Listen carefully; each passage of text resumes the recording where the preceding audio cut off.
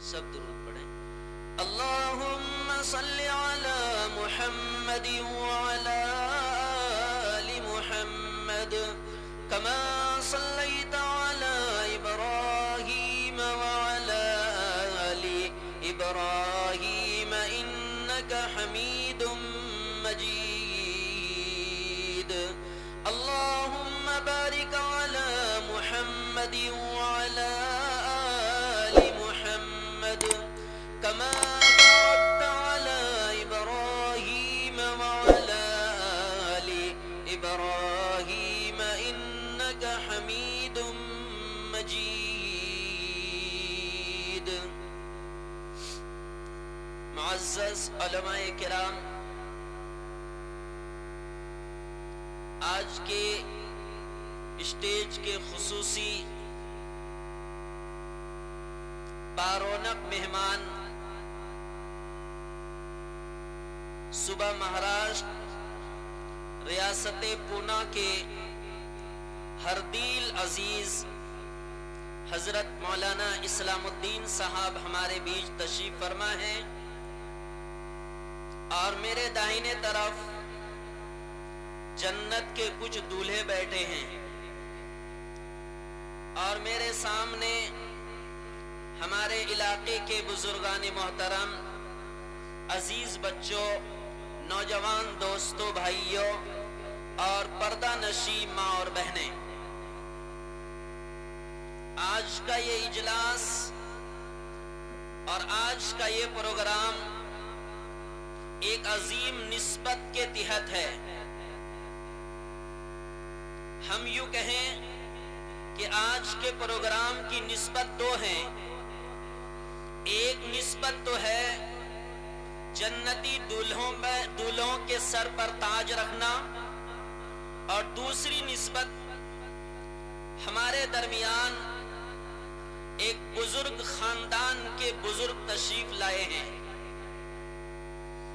انشاءاللہ ان قریب یہ دونوں مناظر کے ہم دیدار کریں گے. ویسے بھی مدنی دارالعلوم دیوی گنج کا جلسہ روحانی جلسہ ہوتا ہے عام طور پر. تقریباً آج سے 6-7 سال پہلے بھی ایک جلسے میں یہاں شریک ہوا تھا. بزرگوں، میں نے آپ حضرات کے سامنے ایک بات عرض کی کہ ہمارے اسٹیج کے آج خصوصی مہمان مولانا اسلام الدین صاحب، جن کو دیکھ رہے ہیں بیچ میں کوٹ پہن کر، سادی ٹوپی پہن کر، دیوبند والی چشمہ پہن کر میرے طرف دیکھ کر مسکرا رہے ہیں. اللہ حضرت والا کو جزائے خیر دے. اس معنی کر خاص طور پر 2004 میں مفتی فارغ ہوا، اور 2005 کا میرا پہلا جلسہ تھا گودا ہاٹ کا جلسہ، جس کے انعام سر حضرت تھے. یاد ہے حضرت؟ اس معنی کر میں آپ کو جزاک اللہ کہتا ہوں. حضرت آپ کے سامنے پھر اتنے لمبے زمانے کے بعد میں بیٹھا ہوں. ابھی بمبئی کے حج ہاؤس کے پروگرام میں بھی آپ سے ایک تھوڑی سی جھلک کی ملاقات ہوئی تھی، پھر اس کے بعد ملاقات نہیں ہو پائی. بزرگوں، یہ تھا تھوڑا سا ہمارا آمنے سامنے کا تعارف. آپ لوگ مجھے اچھی طرح جانتے ہیں، پہچانتے ہیں. میری تقریر ایک بار نہیں، بار بار آپ لوگ سنتے ہیں.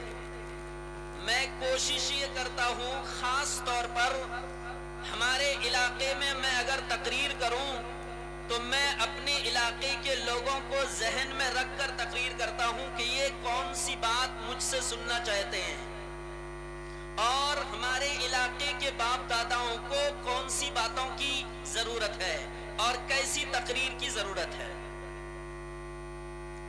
بزرگوں، جتنی دیر بھی ہم مقدر سے بات کریں، میری تقریر کے 2 حصے ہیں. میری تقریر کا پہلا حصہ ہے حفظ قرآن اور ان بچوں کی دستار بندی، جن کو میں نے نام دیا جنت کے دولہے. میری تقریر کا ایک دوسرا حصہ ہے ہم اور آپ کی، میری بھی اور آپ کی بھی کچھ عملی اور اصلاحی باتیں. اور موڈ بنا کر بیٹھیے کہ اس طرح کی 2 باتیں ہم کو سننی ہے اور سن کر اپنے مزاج میں، ذہن میں، دل میں اس کو محفوظ کر لینا ہے. اللہ کبھی نہ کبھی عمل کا موقع دے گا انشاءاللہ. تیار ہیں؟ ماشاءاللہ مسکرا رہے ہیں سب. بزرگوں، ایک بچہ حافظ قرآن بنتا ہے. آپ اندازہ نہیں لگا سکتے کہ یہ حافظ قرآن کیسے بن گیا، مگر آپ اندازہ اس وقت لگا سکتے ہیں جب آپ کا بچہ خود حافظ قرآن ہونے لگے گا کہ الف با تا سے لے کر نورانی قاعدہ کی تکمیل، نورانی قاعدے کے بعد اما پارا، اما پارا کے بعد پھر ناظرہ قرآن، ناظرہ قرآن کے بعد پھر حافظ قرآن بننا، یہ جو مرحلہ ہے اس کا اندازہ وہی لگا سکتا ہے جس کا بچہ مدرسے میں پڑھ رہا ہے، یا جن والدین نے اپنے بچوں کو پڑھا لیا ہے وہی اس بات کا اندازہ لگا سکتے ہیں کہ ایک حافظ قرآن بننے میں کتنی محنت لگتی ہے.